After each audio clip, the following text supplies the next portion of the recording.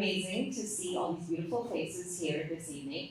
I'm absolutely honored that I was asked to be here for this incredible Fireside Chat. She's an award winner. She's a cultural icon, an international star, a superwoman, a trailblazer, and just straight up, universally, so cool. I just met her. She's so cool. Archie Panjabi.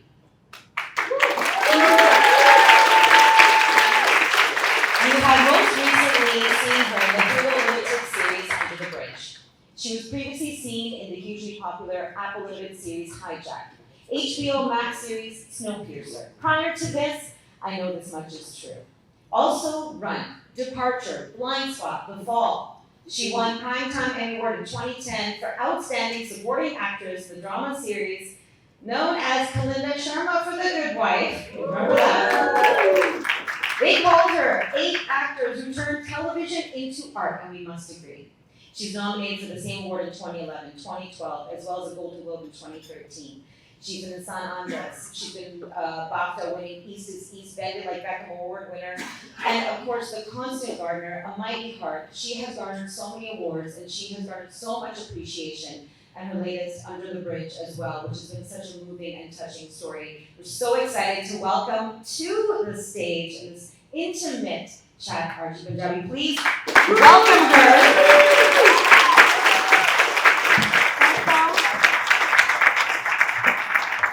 Hello, everybody. Oh my gosh, that sounds so much better than what I feel at a chat. It's very nice to be here. I'm very honored to be here, and it's so great to see all of you here. So thank you for coming.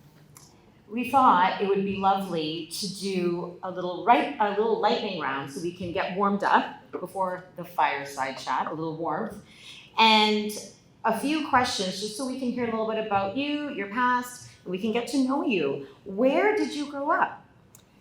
So I grew up in North London, but I did study in India at the age of 10 for a couple of years. And your love for acting, or the acting bug, where did it come from? Well, according to my mother, the moment I shot out of her womb,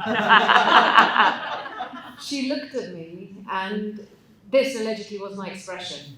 And she said, I think my daughter is going to become an actress. So originally, you'll all understand this, originally she named me Aarti, which is a beautiful, delicate name. But when she saw the reaction on my face, she said I have to call her Archana, which means worship. Yeah. Because she felt I would become an actress. Yeah, so beautiful. The power, she felt it. She felt it. It was your energy, your vibration, so big on stuff like that. And were there any filmmakers or actors that you found inspiring from a very young age? So I grew up in the 80s, and I knew I wanted to become an actress. But there was nobody, as I'm sure you all know, there was nobody on screen that looked like me. Yes. There were barely any South Asian directors, producers, actresses, actors, and my inspiration was my mother, who said, it's not there, change it. Mm-hmm. Hence why a trailblazer. You have set the path. There are so many, I think, as myself, when I first saw you as Binky and Bend It Like Beckham, it was like, oh my gosh, right? And the lines that you delivered that, we didn't know that people were saying in front of their parents. We're like, oh my gosh, are you actually saying this? And we needed to hear that. We needed to see that. It was so important, so crucial for us as young women to see your cast out there. We bought the DVD, we watched it over and over, and then that's why Bend did so well, because all the Indians around the world. The only reason, nobody would have known Beckham if it wasn't for Bend It Like Beckham, right? Obviously. But seriously, and I've now showed that movie to my children.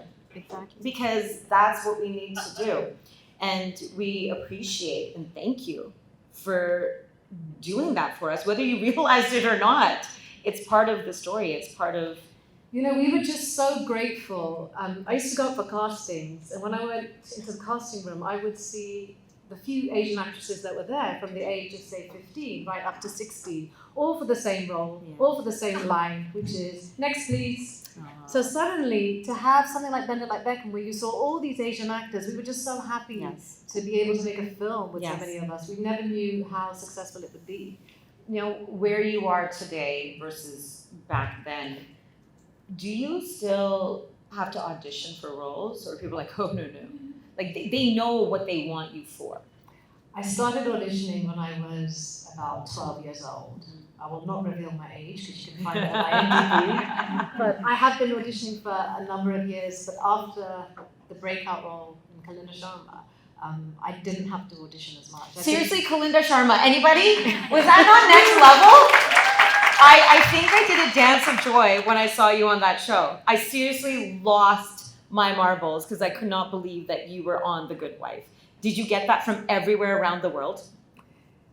Kalinda Sharma was Kalinda Sharma. Oh, she was. It was a fantastic role, a fantastic opportunity, and I was and I still am amazed when I see people from all walks of life come up to me and just go, yeah. I still skip a heartbeat. I was telling Archie I have been talking about her for a few days with friends or work colleagues or just school moms, and I'm like, I'm going to be talking to Kalinda Sharma. Like, they're like, what? I'm like, yes, Kalinda Sharma. And you have impacted so many human minds.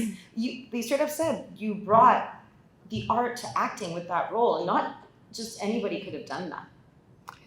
Well, when I read the breakdown of that role, it was a East Indian stunner, Erin Brockovich, who always wore her clothes undone. And I thought, all I could think about was, oh my God, my arms are going to kill me. And she was bisexual. Yes, so I remember that. Wow. My biggest goal was to win over my arms so they wouldn't give my mother hassle for raising such a naughty girl. Right. What were your feelings when you played Kalinda? Was there something about her character that maybe resonated with you a little bit? Well, first of all, I spent about 3 weeks crafting a whole backstory of who she was, where she came from. You know, they wanted her to wear very sexual clothes, but I didn't feel comfortable in wearing tight-fitting clothes and showing lots of skin. Yeah. And so I spent 3 weeks just trying to figure out who this woman was. And actually, I look in hindsight and I realized I looked at my own life. And I looked at the experiences that I went through as an Indian girl living in England, and kind of infused a lot of that character with my background. Yeah, when I think back, it's not necessarily about the way you were dressing, it was the energy that you were giving through the character that made her so charged as well.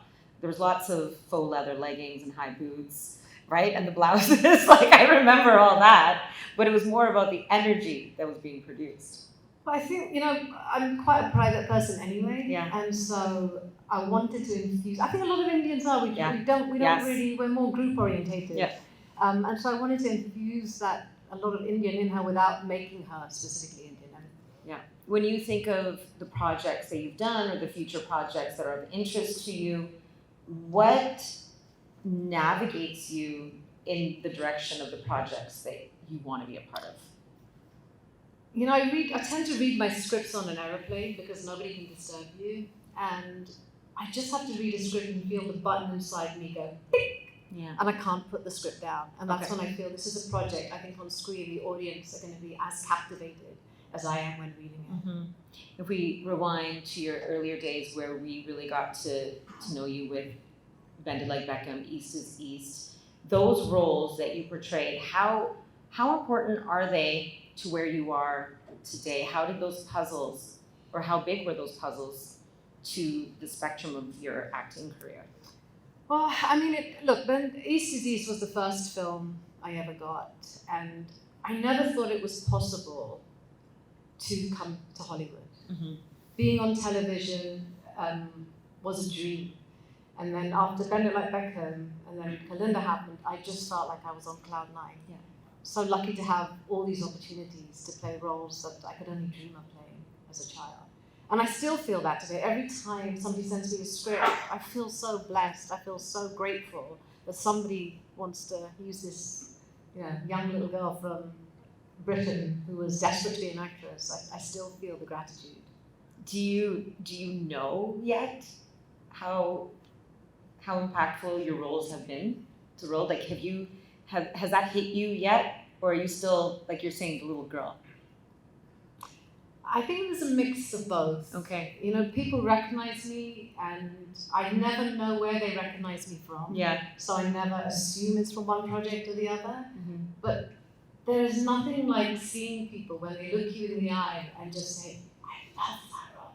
That just warms my heart when I hear it. Whatever the role is, to know that your work affects people, or it makes people smile, or it makes people cry, is just one of the most rewarding aspects of my career. In the roles that you've played so far, is there one that you feel like you're personally the most like?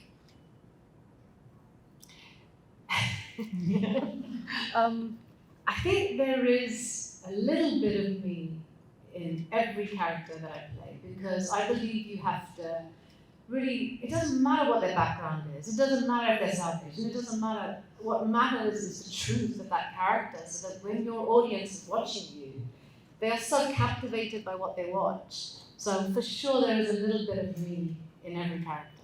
And you've done such a range with all the different characters that you portrayed, and some very meaningful, deep characters. For example, the Mighty Heart, with A Mighty Heart, Constant Gardener. When you played these roles, was it more difficult than some of the lighter ones you've played? I've heard so many stories that people say the lighter ones are actually just as difficult as some of these intense roles. I think if you speak to my loved ones, they will tell you, it doesn't matter how big or small a role I'm given, my whole life stops when I'm given a role. Yeah. My door is shut, nobody can disturb me, and I just completely immerse myself into the role. Yeah. And yes, sometimes the lighter roles are harder because you have to construct a whole backstory and you don't have much to go on. But each role is like, a jewel for me. Talking to you so far, it seems that you have an extreme sense of gratefulness for where you are today. With that gratefulness, this question might be hard. Which role or opportunity excited you the most, or that you were the most like, oh my gosh, about? We understand that you're grateful for all of them, because we know, but I think probably East is East, because I don't know if you know this. Yeah. One of my favorite films, I love that film. Yeah, so great. The reason for that is it was a play. I don't know if you know this. It was a play for a couple of years. It was a brilliant play. And the cast from the play were all called up to do the film. Except for a handful of people, and one of them was the girl. Oh, wow. And the girl was brilliant in it. And I was called up, I was 26 years old. The age of the character was 16. So I was like, oh, this is going to be tricky. I was called up 3 times, and I really, really, really wanted that role. I really wanted to do Pakiza. There's a sequence. I really wanted that role. And I was about to get married as well. And on the eve, just before I was getting married, I got a phone call saying, I don't think it's going to happen. We'll let you know on Monday. Booked the honeymoon. And as we were about to leave for the honeymoon, I got a phone call saying, you've got it. Oh, wow. I was like, my husband is the lucky one. So what happened with the honeymoon? So the honeymoon was in Oldham, in Manchester, with the dog under the bed. Oh, that's amazing. What a great story. And out of your roles, your characters, which one's your top couple that you really miss? You had the most fun playing, maybe? I don't miss any of them because I devote so much time to them, but by the time I finish filming them, I'm like, I love you, but bye. Oh, wow, okay. It's like, yeah, okay. Just because I've given so much of love to them, and once you finish filming, they kind of leave your body and your soul, and Very you cool. have to sort of cleanse yourself to get ready for the next character that is going to ruin, be in your body for the next few months. And when you say goodbye, do you watch them? Do you watch yourself in your projects? I do. Okay, and how does that feel? I don't mind watching myself. I know what I like about myself. I know what I don't like about myself. So Yeah. I've grown very used to watching myself. And when I watch myself in the dailies, I just want to really believe that I believe this is not me. Yeah. So Are you kind to yourself when you're watching yourself? Is anyone kind to No. themselves? This is your opportunity to tell us, be kind to yourself. I'm not bad. I'm not Okay, bad. good. I'm That's not what we bad. need. That's what we need. We need more of that. When you reflect on your career, what are some of your favorite collaborations that you have done so far? Oh my gosh. Obviously, I did a lovely film called A Good Year with Ridley Scott, which is based on a very famous book. And that was a really lovely role because the role wasn't in the book. And he wanted to make her from India, which I was very excited about. And so he gave her an Indian accent, and it turned out to be pretty good. Every show from me, every job is a collaboration because you have the character, but you also have a whole group of people that you have to work with. And establishing those relationships, whether it's costume or makeup or the director, you sort of give birth to this character with the help of everybody else. So your character is always a collaboration. You sound as though you had a lot of support right from the beginning with, you mentioned your mom, knowing right away that, you wanted to be an actor and it was very supportive. Did you see a lot of that around you though? If there was anyone, from especially the Indian community, they wanted to try something out of the typical doctor, lawyer, accountant, engineer frame that we are all Well, told. just to be very clear, my mother wanted me to become a doctor. Oh, okay, so there we go. Now the truth comes out, everyone. She thought I'd become an actress, but she always said to me, I would love it if you became. I mean, which Indian parent didn't say that to me? Yes, Right? exactly. But she was supportive because she knew my heart was set on becoming an actor. Your family must be so proud. My mother was proud when I was actually given a PhD and I got doctor after Of course.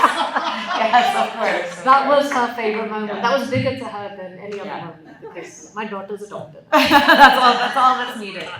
And now we can maybe take a little bit of a serious turn for a few moments because there's a lot of people, obviously, here because we're in Vancouver, that do know of or have read up on or were acquainted with the Reena Virk story from the island from 1997, the death of Reena Virk, who was tortured and then murdered under the bridge.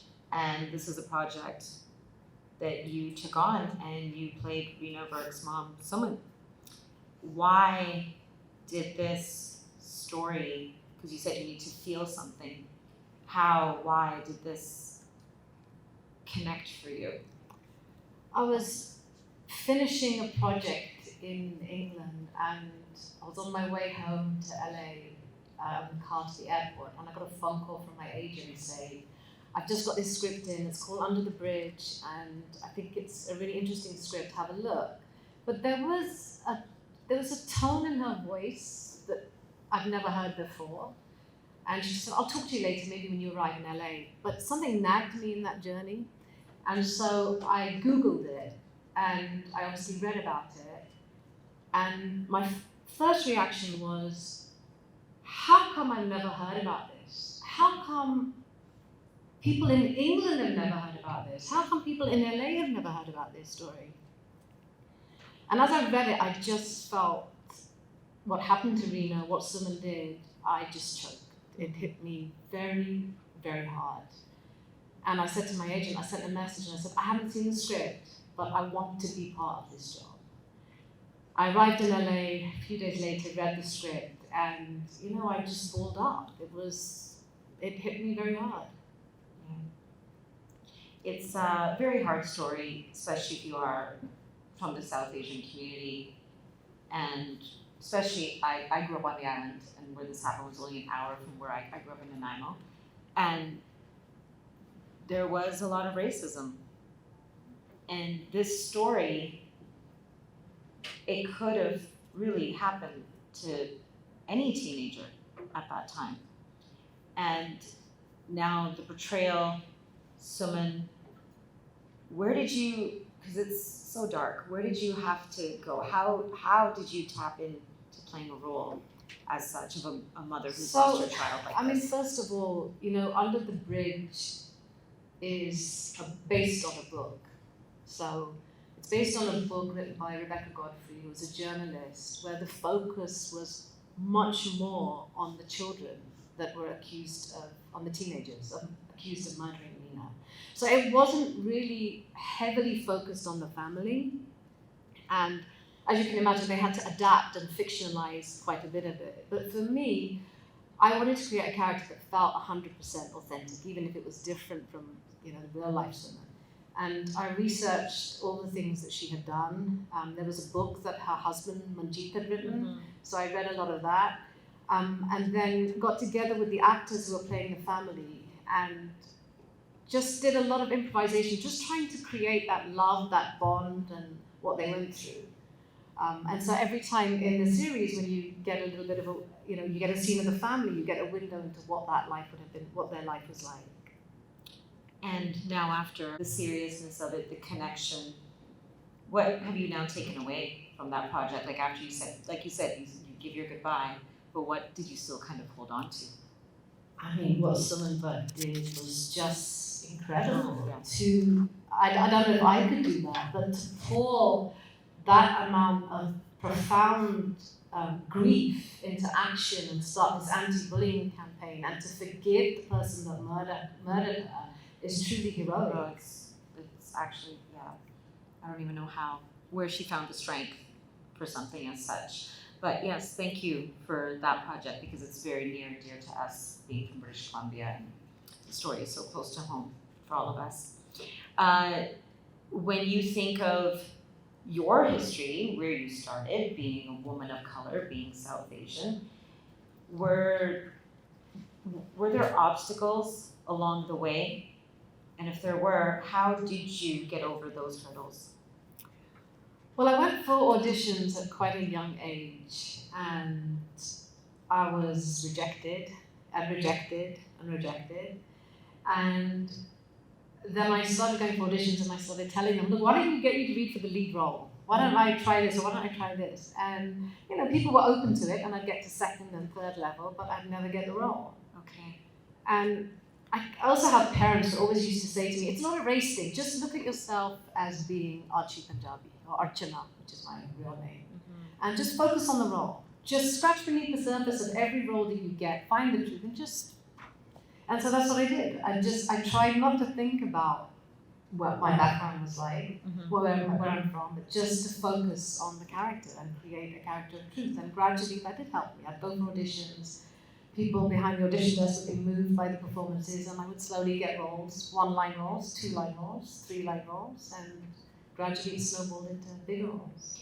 And where is the difference from when you started to today? What have you really seen for the people of color today, especially for us, for South Asians? Look, changes need to happen, changes need to continue to happen, and they are happening. I mean, there are more initiatives for people from diverse backgrounds. It's not just color, it's people with disabilities, it's people with, we say it's about people of color, but there are so many. My friend the other day said to me, I never get work because I have ginger hair. So it's just trying to see our society reflected on screen so that for many years from now, I mean, this is my idea, for many years from now, our children won't even question, are there enough people from here? Are there enough people from there? We just see the world that we live in being reflected on screen. And wasn't there, for example, Shonda Rhimes started doing that with her work? I can't remember what it's called, but it's just, like for the Bridgerton, the way she casts everyone in Bridgerton, we don't even really understand, there is no necessarily connection. Absolutely. But everyone's connected. I mean, having said that, we should tell our South Asian stories. Yes. But I think when we tell a story well, everybody can connect to it. And if someone is looking towards you right now for some advice, whether it's they themselves who are in the position of wanting to go into the acting career or their children are wanting to, what are some words of wisdom that you would like to share? I'd say good luck with that. It doesn't matter what background you're from. It's a very, very competitive field. And it is a struggle. And if I had to give advice, I would say, if it's your dream, then persevere it. When you fail, because you will, just persevere. And when you succeed, you're very lucky. When you succeed, just be grateful and stay with the people that you love. It's been a fun journey for me, and I'm continuing on that journey. As you mentioned, try, and you may fail, but try. With Departure, you also did some executive producing. Where did that come from? And was that always of some interest to you? I remember meeting Idris Elba at a party one day. Oh my gosh. Wow. I was just like that. I was totally cool in front of her. Inside, you're like, woohoo, okay. And I was chatting to him, and out of nowhere, he said, you know what, you should go to producing one day. I was like, okay. And then the next minute, I got off at Departure, and I was just like, hey, could I be an executive producer on it? Thinking they'd say no. And I went, yeah, no problem. Oh, wow. So I have Idris Elba to thank for that. Oh, wow. Okay. It's a different... well, you get the title, and you do have an input, and it is great to get an insight. You know, when you're an actor, it's all about your little world. When you're an executive producer, you are involved in every world, and it's a much bigger job than I anticipated. Could you give us an example of just a few things even? Like you said, when you're an actor, you're like this, and then all of a sudden your scope broadens. What different elements would you have to all of a sudden now think about? Well, you have to think about how can we shoot all of this in this amount of time. Okay. When we only have actors for a certain amount of days. Yeah. Looking at the scripts, my job is heavily focused on the scripts, trying to develop the characters, trying to help with casting.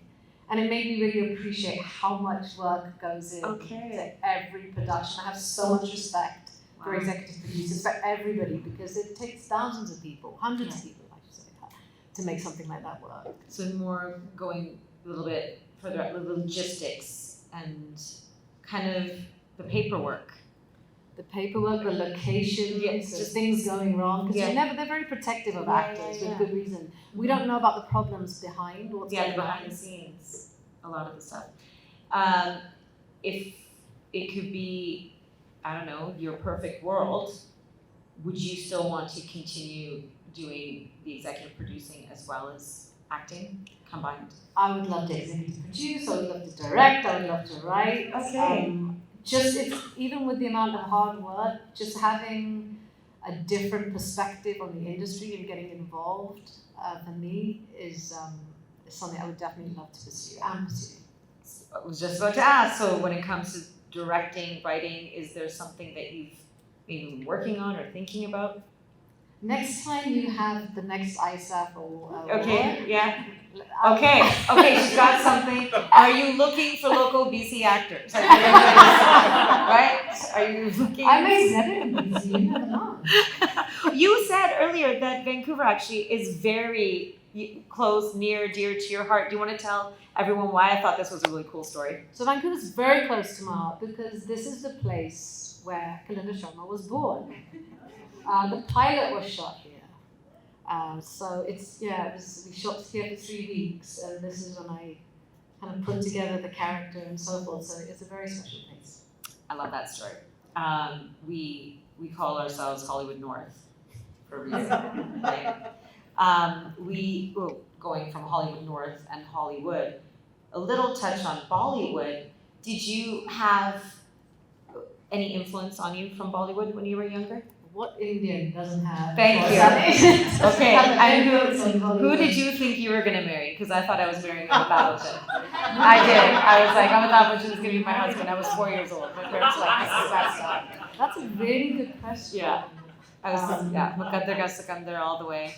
Do you know what? Don't take this the wrong way, but I was more besotted by the women. Oh, they were beautiful too. Don't get that twisted. Oh, yeah. The women just so Madhubala?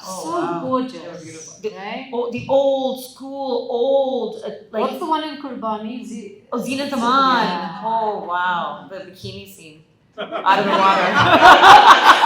But see, what I couldn't understand was I had my, traditional parents saying, you can't do this and you can't do this. And then they'd be sitting there watching Bollywood. Yes. And these women were so provocative. So provocative. In their outfit, in their outfits, dancing. Oh my gosh, Helen was amazing. She was. Loved Helen. I did realize, but then I took a little bit of a break from Bollywood and I started showing my children some of the Bollywood movies. So my daughter, she at that time was only 5. She was watching Kuch Kuch Hota Hai. Another friend was giving her a ride home, and she was doing all these dance moves in the backseat of the car. And my girlfriends are, they're white, and they were like, "Okay, what is your daughter?" Because she was like, doing the chamak chalo style dancing. And she's like, "Oh, look at this," and they're like, "What is she doing?" I'm like, "Oh, she's learned that from Bollywood movies," and they were like, "That's in Bollywood movies?" I'm like, "Yes." But it's quite cool now because Bollywood is so in vogue. After there's so many, like, kids know what it is. Oh, yes. Now, right? Oh, So yes, they know what it's it a is. very different time when we were growing up. Oh, yeah. But it is nice to see that everybody's embracing it. Yeah. And people love it. So any favorites? Any favorite movies? Any favorite actors? Anwar, Akbar, Anthony. Oh, yes. That was a great one. Sholay. Oh, Sholay. Who can't? Oh, yeah. Kurbani was my favorite. Oh, Kurbani was so great. Such a great movie. Okay, so you know your stuff. Now we're going way back. When you think of South Asian representation in the world, are you in a realm of satisfaction? Or do you feel more needs to be done and you want to be a part of the more? Absolutely more needs to be done. I mean, our South Asian population is 1.9 billion. Did you know that? How much? 1.9 billion. Wow. So there's a wealth of stories Yes. out there Yes. waiting to be told. Yes. Of course, we still have a long way to go. I mean, like I said, we have to acknowledge changes are happening because there are more people that on screen that reflect the world we're living in. But of course, more and more changes do need to happen. When you say, do I want to be a part of it, I feel like the fact that I am South Asian, hopefully, I am a part of it. Yeah, I mean, like, do you feel like you need to trailblaze still just as harder? Because you've done so much, but do you feel like you need to make more happen?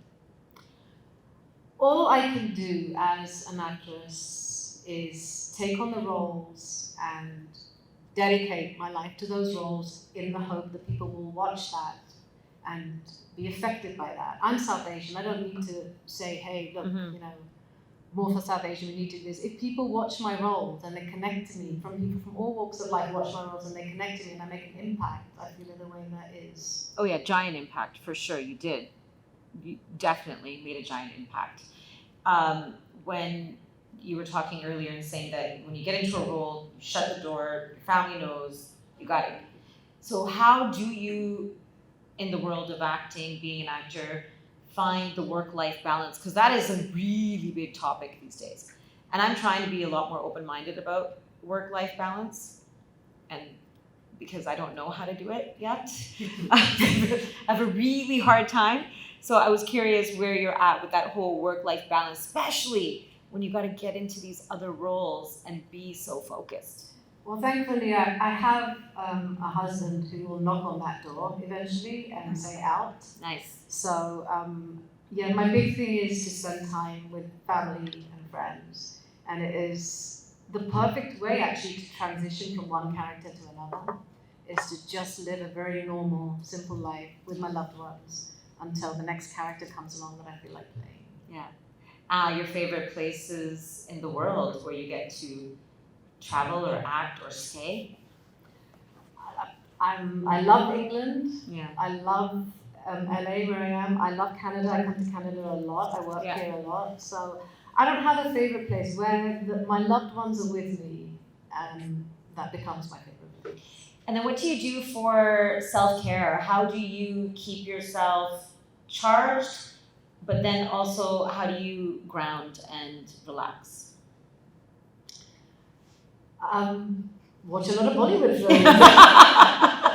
I try not to watch too much TV because I do it all the time, but I have such a big family scattered all over the world, so if I'm not working, there's definitely somebody's wedding or some parties or whatever. Just being around with family and loved ones for me is my medicine. I know after tonight, a whole slew of us are going to start kind of looking you up / stalking you on Instagram, and will you DM us back? Yes. No, what do you like? Because you're saying TV's not good for you, but how do you feel about the social media aspect of the world today? Everything in moderation. Yeah. We can't deny that there are benefits of it, but of course there are a lot of downsides to it. So I think everything in moderation is my motto for everything in life. Yeah, the moderation. Well, that is a good form of self-care, if you're able to do the moderation. When you think about work-life balance, but yet you have all these other hats you want to put on, like you said, the producing, the directing, the writing, how do you keep it all kind of at bay? Or do you have, how people for example, teachers know they have the summer months off. When you're trying to play all these, you want to play a role, you want to work on projects, how do you know when your time off is, or is that kind of... that's the most exciting part of the business. Yeah. Is you never know. It's so much about when that role comes along, and you have a choice whether you want to do it or not. So any time when I'm not working, I just use every minute I can to enjoy myself, self-care, be with family, be with friends, catch up on all the things I haven't been able to do. Because you just never know when you're going to get that phone call to say, okay, would you like to do this? Because things happen so quickly. Yeah, they still do. Did you notice a giant shift in any direction after the COVID world, with the acting world? Things happened quick, and it wouldn't be one offer. You could get like 5 offers straight away. What we'd like you to do these projects, because so much stuff is being made so quickly. Yeah. And you literally have to read those scripts and make a decision. It was a bit too quick for me, but things have definitely calmed down now. And then going back into Hollywood, working with a lot of your co-stars, besides Idris Elba, do you have any other faves that you really enjoy working with? Christopher Plummer, God bless him. Oh, yes. Christopher Plummer was amazing Yeah. to work with. Mark Ruffalo was incredible. Angelina Jolie. All of them generally have been, great to work with. We asked about advice for actors. What about if there are some of the filmmakers, writers in the room? Any advice for some of them? Same thing. I think any job in this profession is, it's competitive. But if you have an idea, just know you're going to face that rejection, and don't be scared of that rejection. That rejection will make you stronger. But don't be afraid of that rejection, because it will happen. It doesn't mean it's not a good idea. It just means that the person that you showed it to wasn't a good fit. But just keep on. If you believe in it, just don't give up. Tomorrow, you're receiving the inaugural Icon Award at the Purple Carpet Gala. What does something like this mean to you? Oh my gosh, so much. So much. When I started out, there was nobody on screen who looked like me. And now to be able to come here to the International South Asian Film Festival, yes, I got it right. It's incredible. It's confirmation that change is happening. It's confirmation that things are changing, and for me, it's a great honor. I'm speechless. It's very well deserved. We, as a community, appreciate everything that you have done and the roles that you have taken on, because it was a resemblance for us. Because how you were saying when you were looking for people like you. You were that person for so many people. Now, if you could have a sequel to any of these movies that you were in, is there one that you could see happening at all? Do you think there could be a Bended Like Beckham Part 2? I wish. That would be fun. Wouldn't it though? That would be fun. I know. Yeah. Well, we want to say thank you so much. We really appreciate you taking the time to sit down with us, get cozy, do this fireside chat, and on behalf of everyone, thank you. Thank you. Thank you. I think there's quite a few questions that still need to be coming from the audience. Is that right? My time with you is done, though, unfortunately. Thank I you, must Nira. say goodbye. Very nice. Thank you so much, Nira. Another round of applause.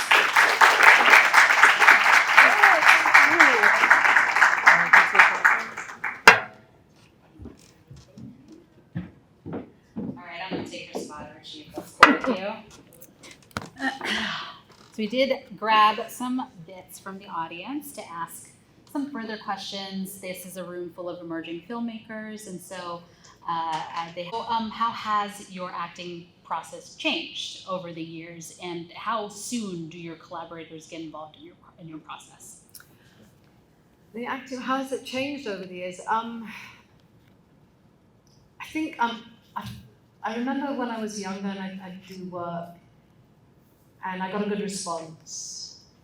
And I thought, oh, I can do this. You know, I've done this. So the next role came along. It was a film called Yasmin. And I was confident, but I had a director who made me realize how not to take the next job for granted.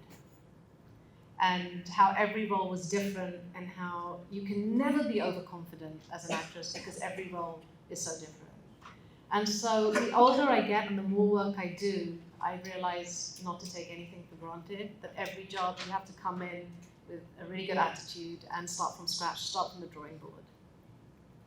Do you like to have that sort of one-on-one human conversation with your collaborators in the way that you're talking about? Yeah. Ultimately, it's a team. When you've got hundreds of people in a room and what you are recording is going to go all around the world for millions of people to watch, the excitement in that room when everybody gets together and they shout out action and all the attention is on you, but it is, you know, as a result of everybody's work, it's magical. It's magical. So again, because we are all filmmakers in the room, or many of us are, there's certain, sort of operational things that happen in our careers, right? Like representation. And so we had a question about how do you navigate your relationship with your reps, and how is the discussion like in order to navigate and grow your career in the direction that you see fit? Sure. Yeah. Everybody is, every rep and every actor and agent relationship is different. And I think you have to have a firm idea of what you want and what you want to do. And you cannot wholly depend on your rep to get you that work, because they need to know what is it you want. And that relationship also takes time. You know, it can be very easy to be hard on a rep and say, you're not getting me this and I want this, and then decide to change. You have to give them a chance. You have to have a very clear perspective of the direction that you want to go in. Like for me, there were certain roles, when I didn't want to play, and I would tell my agent that, and so she knew. And I used to be very open to doing short films, and so you just have to be very clear to your rep of what you want and give them a chance. And if they're not right, then move on. And there's a saying that you have to date your reps before it really works. It's a long-term relationship. So, it's exactly that. Yeah. So we've talked a lot about auditioning, rejection, and wins and things like that. So do you ever feel like giving up? And if you have, what helps you keep going? I think I felt more like giving up when I was younger because I faced so much rejection, and the struggle was, it was hard. But I think once you get one or two jobs, you get the confidence that maybe I can do this. And now I don't feel like giving up. I know some things are not going to work out, and I let it go. And I think that just comes as you get older. It doesn't feel as bad. The rejection doesn't feel as bad. Mm-hmm. And in a similar vein, what would you say to Archie starting out, if you could go back in time? Why have you taken my name? Is the first thing I say to Archie starting out. No, I don't know, that's a tricky question because things are so different now. Yeah. Things are so different, so it's hard to tell somebody so much younger what advice you would give. Again, you will face rejection, just be strong, just persevere, and don't give up. Awesome. Well, thank you so much for your time here today. I think this has been really wonderful for us, and it's wonderful to have you, and come back anytime to iSAFF. Thank you so much, everybody. It's been really lovely.